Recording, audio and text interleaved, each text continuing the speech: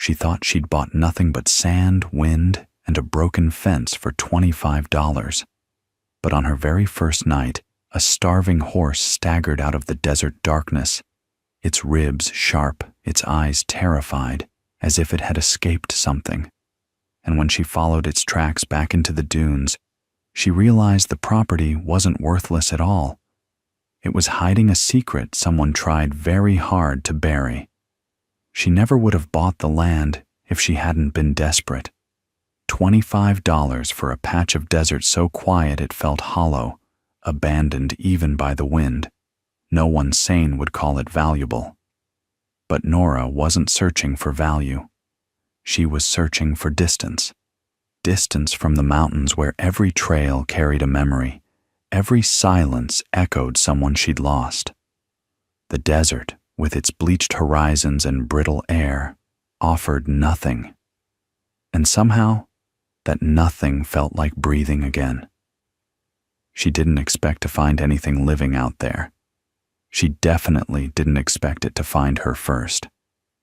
On her second evening, as the sun bled into a long strip of copper across the sand, she heard a sound so fragile, she wasn't sure at first if it was real. A gasp. A low, struggling exhale carried by the warm wind. She froze. The desert was supposed to be empty, but the sound came again. Hoarse, painful, unmistakably alive. Nora set down the weathered pack she'd been carrying, brushed sand from her boots, and listened. The world seemed to hold its breath. Then she saw movement between two fallen Joshua trees. Something collapsed, something starving. She moved closer, her steps slow, boots kicking up small spirals of dust. At first, she thought it was a deer, or maybe a stray mule, but then the shape lifted its head, thin, trembling, eyes sun-faded, yet stubbornly alert. A horse, or something that used to be one. Its ribs pressed so sharply against the skin that each breath looked like it might tear through. Patches of its coat were missing. Its legs shook beneath it, as though all strength had been scraped away by miles of suffering. The animal blinked at her, terrified and pleading at the same time. Nora felt her heart wrench, a painful, familiar pull she hadn't allowed herself to feel in months. She knelt slowly, not reaching yet. The desert fell silent again, as if waiting for her decision. The horse tried to step back, but didn't have the strength. Its hooves barely scraped the sand before it slipped, collapsing onto its side with a raw, exhausted groan. Something inside Nora broke. She remembered once pulling a wounded creature from snow, hands numb, heart frantic. She remembered warmth fading. She remembered failing, and she realized instantly she couldn't afford another ghost. She dropped to her knees beside the horse, whispering words she hadn't said aloud to anyone in far too long. "I've got you," she murmured. "You're not dying out here. Not tonight." The horse's breathing hitched. It watched her with an intelligence that pierced straight through the dust-coated dusk. Nora pulled her water canteen from her belt, unscrewed it, and held it near the horse's mouth. The animal hesitated, nostrils flaring, then nudged the rim weakly. She tilted it carefully. Water trickled onto its tongue. It was the smallest victory, but out there, the smallest things meant everything. As the horse drank, Nora scanned the sand around them. Hoofprints, erratic, circling, stumbling. This animal hadn't just wandered. It had fled. From what, she couldn't say. But the tracks told a story of desperation and fear. She followed them with her eyes until they disappeared into the far horizon, a line dissolving into nothing. Whatever had happened to this creature, it had been alone for a long time. Too long. She ran a hand gently along its neck, feeling heat, hunger, and the faintest tremor of life. "You're a fighter," she whispered. "Good. So am I." Night approached quickly in the desert, swallowing the sky in streaks of indigo and ash. The temperature would drop sharply soon. The horse wouldn't survive exposed. Nora knew she needed to move it, but moving it meant touching the bruised places, hurting it unintentionally, making choices that felt too close to past mistakes. She closed her eyes for a moment, steadying her breath, remembering the mountains, the snow, the cold that stole more than she could ever forgive herself for. Then she opened her eyes again and made the choice she always made, even when it terrified her. She leaned in. She slid her shoulder under the horse's neck, bracing herself, coaxing it gently to shift its weight. "Come on," she murmured, "just a little." The animal tried, pushing against the sand, hooves digging in. For a second it seemed impossible. Then the horse managed to rise halfway, trembling violently. Nora supported its head with both hands, guiding it upright. "That's it. Easy." The horse staggered, leaning heavily against her, nearly knocking her over. She didn't flinch. She let it lean, let it use her strength. The horse wasn't the only thing that needed grounding. Step by step, she led it toward the small shack she had claimed on the property, a structure barely standing, patched with rusted metal sheets and sun-bleached planks. She'd planned to rebuild it slowly, maybe make it livable someday. Now it became a shelter for something far more fragile than herself. When they reached the doorway, the horse paused, nostrils flaring at the scent of old wood and thyme. Nora stroked its shoulder. "It's safe," she said. "I promise." She didn't know why that promise felt so heavy. Maybe because she desperately needed it to be true. Inside, the shack was dim, the sunset light slanting through broken boards and narrow gold beams. The dust stirred as she guided the horse in. She laid down an old blanket from her pack, spreading it over the driest part of the floor. The horse lowered itself gingerly, muscles twitching from the strain. Nora knelt beside it again, feeling the cold creeping in from the desert night. "We'll get through this," she whispered. "Both of us." Saying it out loud surprised her, but it felt right. Maybe the desert wasn't empty after all. Maybe it was answering her with what she needed. She inspected the horse more closely now that it was lying still. Scars, fresh wounds, but also old ones. Not natural injuries. These were from ropes, from malnutrition, from neglect. Her jaw tightened. Someone had done this. Someone had owned this horse long enough to break it, abandon it, and leave it to die. Anger rose in her, hot and unwelcome, but familiar. She had no tolerance for people who hurt the defenseless. She touched one of the deeper wounds gently. The horse didn't flinch this time. Instead, it lowered its head, leaning it against her knee like a quiet surrender. She whispered, "Who did this to you?" Of course, the horse couldn't answer, but the silence in the shack felt thick, as if the desert itself held secrets she hadn't earned yet. She bandaged the worst of the wounds using strips from her old flannel shirt, tearing the fabric with her teeth. Her hands moved with practiced calm, though inside she felt a storm. Every scrape, every bruise on the animal's body felt like a reminder of why she'd run from the world. Humans could be cruel in ways nature never could. Nature harmed without malice. People harmed with intention. As she worked, the horse's breathing deepened, no longer panicked, but heavy with exhaustion. The desert wind rattled the loose boards overhead. Shadows crept across the floor like soft moving tides. Nora leaned back against the wall, feeling the strain in her shoulders from carrying the animal, from carrying her memories. She closed her eyes just for a moment.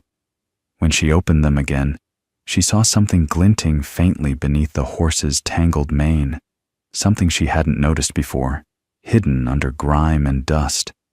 It was a metal tag, attached to a thin leather strap. Nora reached gently and turned it over, brushing away dirt. Not a stable marker, not a ranch brand, a number, stamped crudely, 6 digits.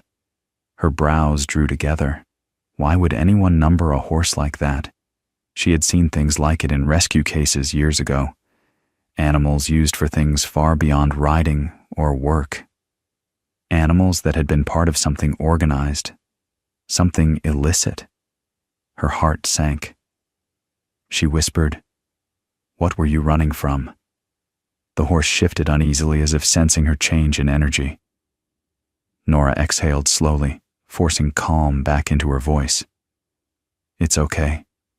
You're safe now." But her mind raced. A numbered horse meant a trail. Someone would come looking for it, and people who numbered animals didn't let losses slide. She looked toward the cracked window.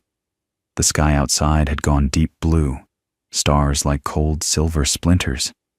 The desert seemed peaceful, but she felt a weight settle in her chest. Something was wrong, something bigger than both of them. She stayed awake for hours, listening to the horse breathe, counting each steady exhale like it was proof she'd done at least one thing right. Exhaustion pulled at her, but she refused to sleep. Memories from the mountains floated through her mind. The last creature she'd failed to save, the freezing night she'd been too slow, too late. She had promised herself never again. Even if this horse brought danger with it, she wouldn't abandon it. Not now. Not after everything. She rested her hand on its neck. Its skin twitched beneath her palm, warm and alive. When dawn finally began to seep through the cracks in the shack, Nora stepped outside to fetch more water. The desert morning was cold, quiet, painted in a soft, muted gold. She filled her canteen from the large barrel she'd hauled days earlier. But as she walked back toward the shack, she stopped suddenly. Footprints, not hers, fresh, too large to belong to a child, too heavy to belong to someone wandering aimlessly. They circled the shack, studied it, watched it. Nora's pulse began to thrum in her throat like a warning drumbeat. She knelt, touching the prints, still crisp, made in the night. Someone had been here while she sat inside, unaware, tending to the horse. Someone who didn't knock, someone who didn't call out, someone who didn't want her to know they were there.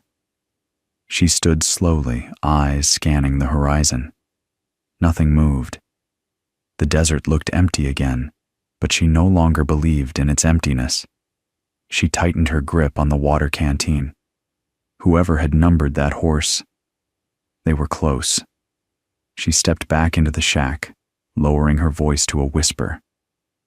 "We need to be ready," she said to the horse, though she wasn't sure if she meant ready to run, ready to fight, or ready to confront the shadows she'd been avoiding for too long. The horse lifted its head weakly, meeting her gaze. Something in that look, something fragile, trusting, desperate, made her decision for her. She would not lose this battle. She would not lose this creature. She would not lose herself again. She sat beside the horse as the first rays of sunlight cut through the dusty air. There, in the quiet, she made a silent vow. If the desert wanted to test her, if fate wanted to drag her into another war she hadn't asked for, she would stand her ground.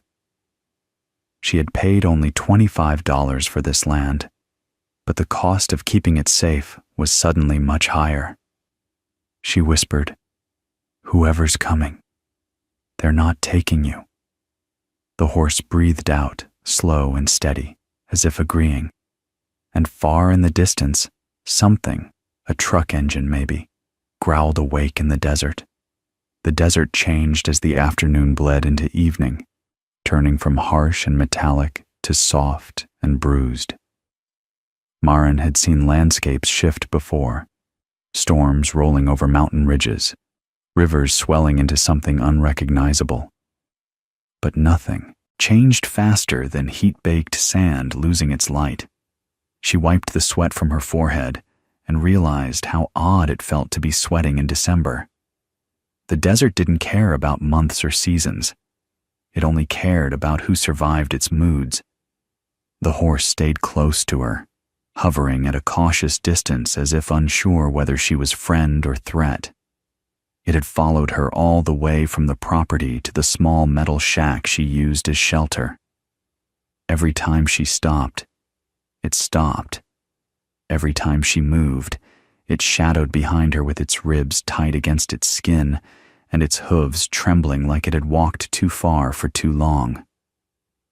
"You shouldn't trust me this much," she whispered as she pushed the shack door open.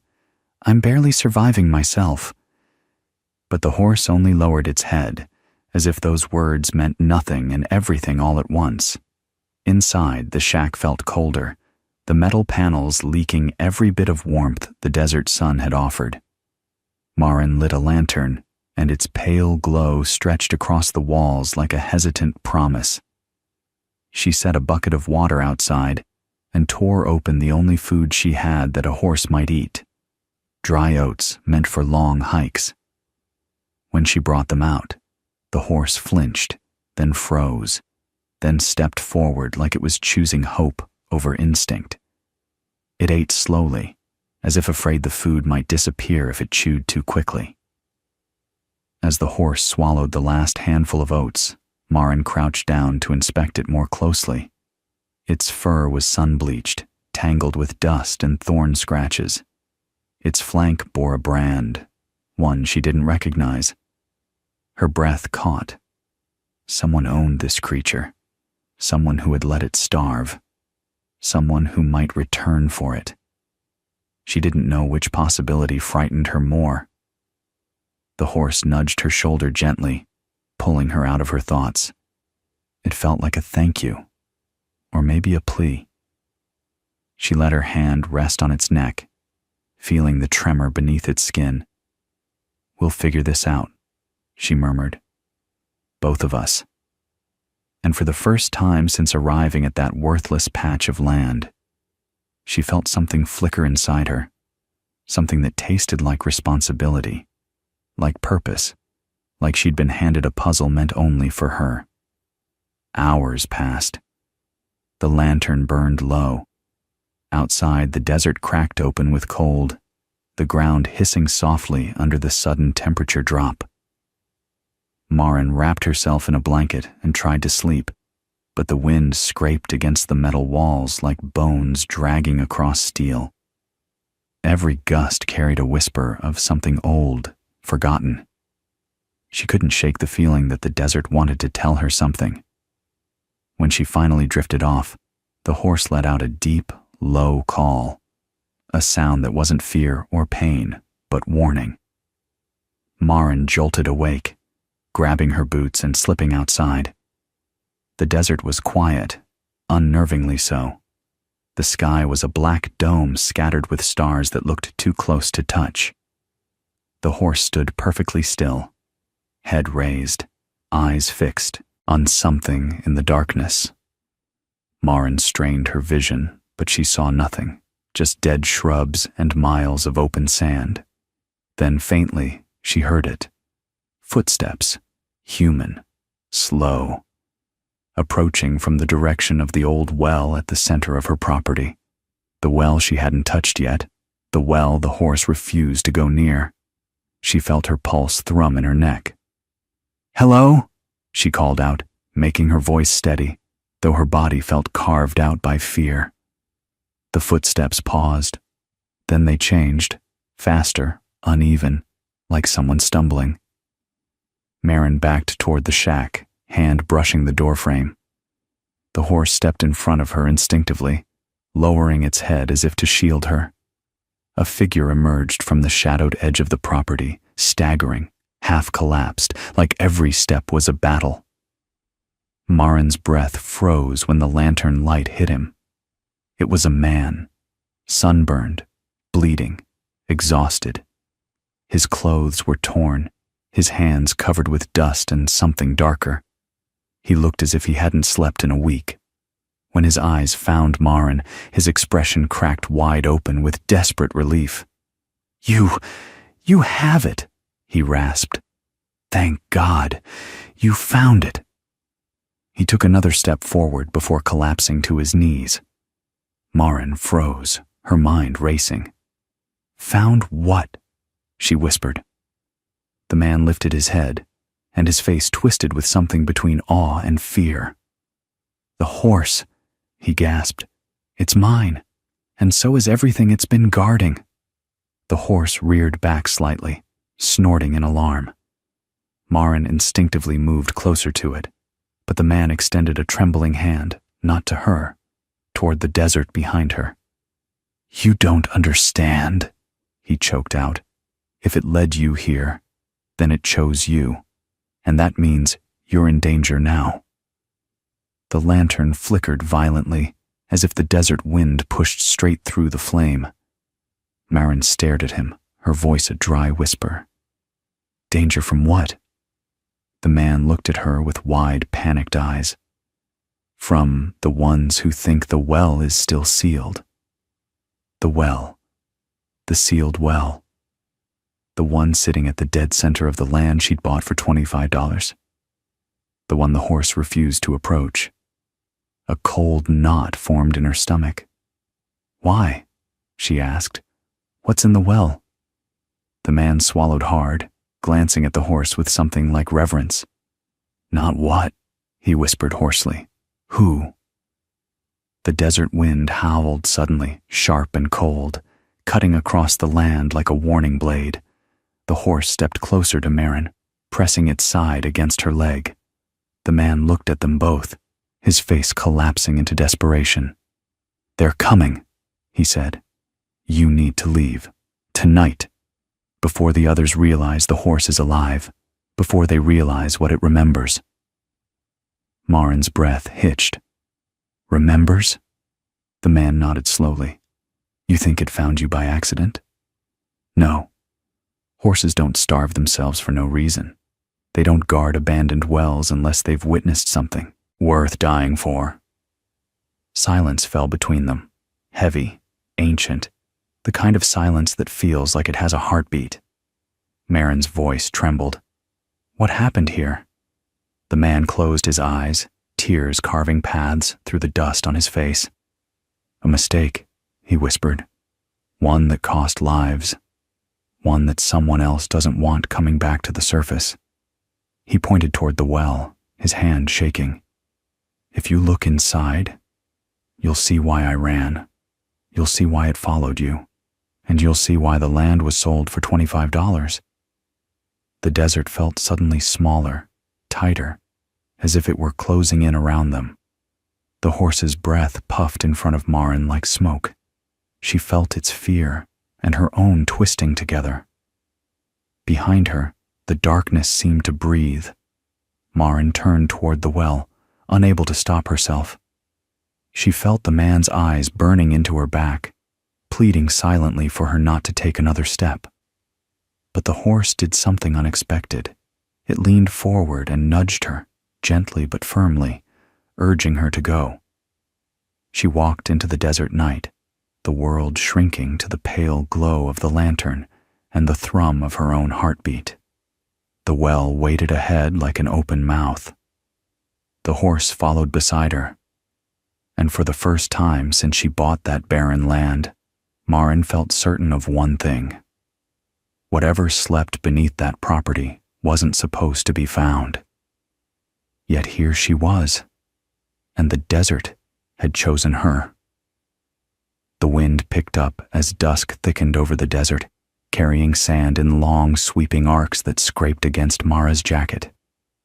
The air felt different tonight, sharper, tense, as if the desert itself had been holding its breath.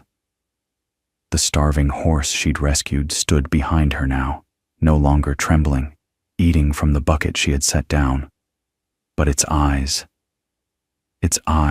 never left the shape that moved on the horizon.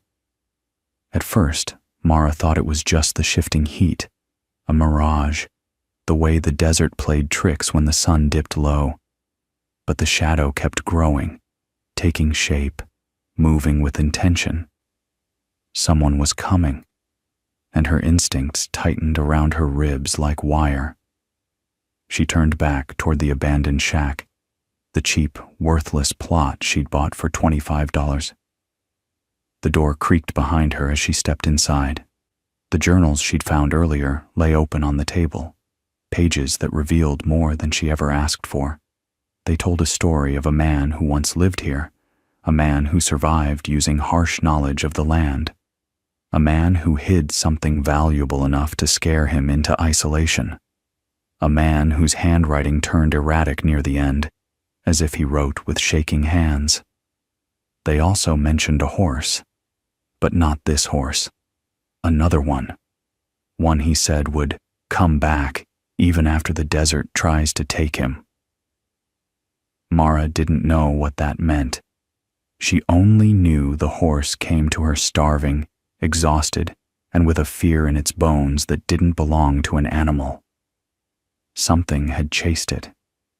Something dangerous enough that the horse ran until it nearly collapsed at her feet. Outside, the horizon darkened. The shape became a vehicle. She stepped out again, rifle in hand, jaw tight. The horse let out a low, warning whinny. "Whoever you are," Mara murmured, voice calm but steady. "Don't make me send you back where you came from." The truck stopped 20 yards away. Lights flicked off, sand rolled over the tires, and a man stepped out. He wore a weathered coat, the kind used by long-haul desert hunters. His movements were calm, too calm. When he looked up, Mara saw a flash of something cold in his eyes, something calculating. "That's my horse," he said. Mara didn't lower the rifle. "He looked half dead. Doesn't look like you took very good care of him." The man smiled, but the smile didn't reach his eyes. He ran. Must have gotten spooked by something. Horses do that. Mara motioned with her chin toward the bruises along the animal's flank. "Those don't look like fear. They look like abuse." His jaw twitched. "That's none of your business." "Well," she said quietly, "making him suffer wasn't yours either." Silence settled heavy between them. Then the man's voice dropped lower. "There's something on that land you don't understand. Something that belongs to me." Mara felt her pulse tighten. She didn't show it. "You paid $25 for this patch of dirt," he continued. "A pretty good trick. Too bad you didn't ask why it was so cheap." "I figured the mystery was part of the deal," Mara said. He took a step closer. The horse stomped the ground nervously. "Walk away," he said softly. "Walk away, and I'll forget you interfered." "Can't," she replied. "I don't walk away from animals that need help." The man studied her with an expression that shifted slowly, something darker creeping into the lines of his face. "You've read the journals, haven't you?" Mara didn't answer. Her silence spoke for her. His voice hardened. Those records weren't supposed to survive. He wasn't supposed to write any of it down. Old fool didn't understand what he had. Mara kept the rifle raised. And what exactly is that? But she already knew part of it. She had seen the corner of metal sticking out of the sand behind the shack. A metal casing older than the house, older than the property line, wedged deep into the ground. She hadn't dug it up yet. "Let me guess," she said. "Something worth more than the land, something people would kill for." The man's eyes gleamed. Smart woman. The wind shifted again, carrying the sound of the horse's breath, sharp and scared. Mara glanced at him. The animal pressed closer to her side as if begging her not to hand him back. "You've hurt him before," Mara said, her voice low. "So he ran. straight to the first safe person he saw. Doesn't look like he wants to go with you. He doesn't get to want anything, the man snapped. That's not how survival works, Mara replied. Suddenly, the man reached for something at his belt. Mara's finger tightened on the trigger, but the horse moved faster. With a powerful surge, it leaped between them, slamming its body into the man and knocking him off balance. He hit the ground with a grunt, sand exploding around him. Mara didn't miss her chance. She lunged forward, pinned his arm down with her boot, and kicked the weapon from his hand. It slid across the sand, disappearing into the dark. You should have left the animal alone, she said coldly. The man writhed, fury twisting across his face. You don't know what you're protecting. And you don't know who I am, she said. His eyes narrowed. Then go ahead, finish it. She stepped back. I'm not you. I don't kill living things that are scared and cornered. The man bared his teeth. You can't stop me. Others are coming. They know what's buried here. They know he jerked his chin toward the horse, was trained to find it. That's why you won't keep him safe, not out here. Mara's stomach tightened.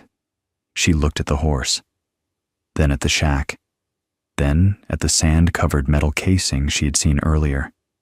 This wasn't a fight about property. It wasn't about the horse. It was about whatever the horse had been leading men like him to. Again and again. She took a breath. What's in the ground? She asked. The man laughed bitterly. Enough to make you richer than you can imagine. Or dead, depending on who gets to you first. He strained against her boot, but she pressed harder. I'm not leaving, she said. The horse stays with me. You can't protect him. I can, she said quietly, and I will. For the first time, the man's expression changed. Not anger, not calculation. Fear. For both your sakes, he hissed. Bury the journals. Forget what you read. I don't scare easily. Then you're a fool. He twisted suddenly, sand spraying upward. Mara stumbled back as he broke free, sprinting to his truck. The engine roared to life. Tires spun across the desert. Within seconds, he was gone, leaving only dust and the echo of his warning. The horse nudged Mara's shoulder gently, as if apologizing. She stroked its neck, grounding herself in the animal's trembling warmth. It's okay, she whispered. You're safe now.